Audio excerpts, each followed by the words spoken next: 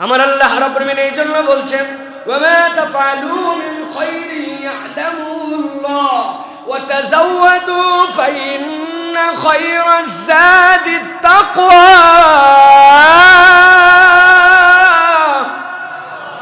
এই হজওয়ালারা, এই আল্লাহর দিকে তোমরা যারা রওনা হবে, আমি রব তোমাদেরকে বললাম ফালা রাফাসা ওয়ালা ফুসুকা ওয়ালা জিদালা ফিল হজ।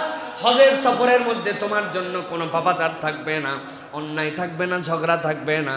তুমি তো পাথেয় সংগ্রহ করবে। এখন ব্যাগ গোছাচ্ছ তুমি, 2 সেট ইহরামের কাপড়, 2টা লুঙ্গি, 2টা জামা, প্লেট, প্রয়োজনীয় ঔষধ, এমনকি চশমার পিছনে চশমা যেন পরে না যায়, ফিতা, ভাত যেন ভালো করে খাইতে পারি, আচার, শুকনা মরিচ, কোনো আইটেম বাদ নাই।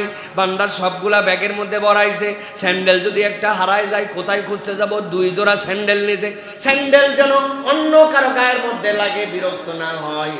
হারামের ভিতরে যেন পানি না পড়ে, স্যান্ডেল কার মধ্যে ঢুকাবে তার ব্যাগও নিছে।